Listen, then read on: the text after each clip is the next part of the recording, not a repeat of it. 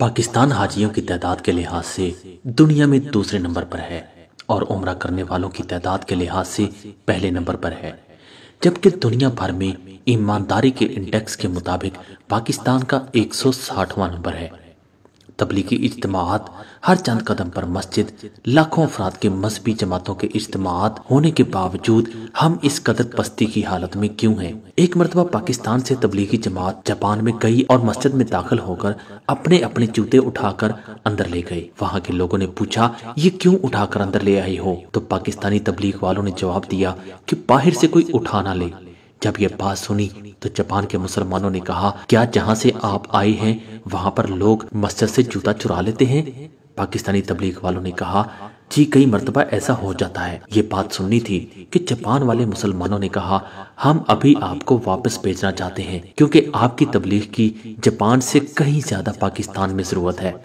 یاد رہے، جاپان دنیا میں ایمانداری میں پہلے نمبر پر ہے، جبکہ ہم کہاں کھڑے ہیں؟ ذرا چند شعبہ جات میں جائزہ لے لیں۔ 500 یونٹ کو 1500 یونٹ لکھنے والا میٹر ریڈر،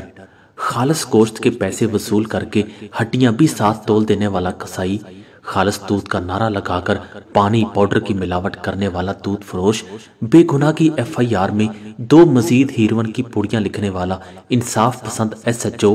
گھر بیٹھ کر حاضری لگوا کر حکومت سے تنخواہ لینے والا مستقبل کی نسل کا معمار استاد،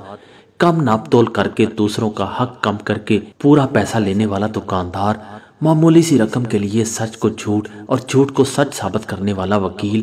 10 روپے کے سودے میں 1 روپیہ غائب کر دینے والا بچہ، آفیسر کے لیے رشوت لے جانے والا معمولی سا چپڑاسی، کھیل کے بین الاقوامی مقابلوں میں میچ فکسنگ کر کے ملک کا نام بدنام کرنے والا کھلاڑی،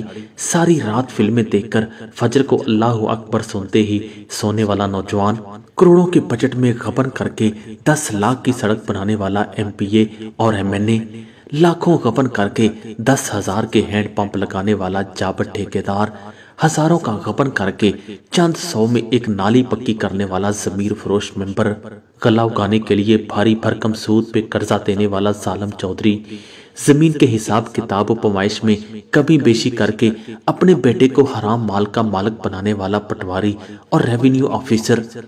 دوائیوں اور لیبارٹری ٹیسٹ پر کمیشن کے طور پر عمرہ کرنے والا ڈاکٹر، اپنے قلم کو بیچ کر پیسہ کمانے والا صحافی۔ جب ہر کوئی کشتی میں اپنے حصے کا سوراخ کر رہا ہو تو پھر یہ نہیں کہنا چاہیے کہ فلاں کا سوراخ میرے سوراخ سے بڑا تھا اس لیے کشتی ڈوب گئی۔ سبھی قصوروار ہیں، سبھی جرمدار ہیں، سبھی ذمہ دار ہیں۔ ہم سب اس ملک کے، اس قوم کے مستقبل کے رکھوالے ہیں۔ اگر ہم اپنی ذمہ داری کو نظر انداز کرتے ہوئے دوسرے کے اوپر ہی انگلیاں اٹھاتے رہیں گے تو کبھی ہم فلاح نہیں پا سکیں گے۔ اللہ کا فرمان ہے کہ اللہ تعالیٰ کبھی اس قوم کی حالت نہیں بدلتا جو اپنی حالت آپ بدلنے کے لیے تیار نہیں ہوتی۔ اس لیے ہمیں آج ہی سے اپنے آپ سے ابتدا کر کے اپنے دائرے کے اندر بہتری لانے کی کوشش کرنی ہوگی۔ اگر ہم ٹھیک ہوں گے، ہم سے یہ اصلاح چلتے چلتے معاشرے ٹھیک کرے گی، ملکوں کو اور قوموں کو ٹھیک کرے گی۔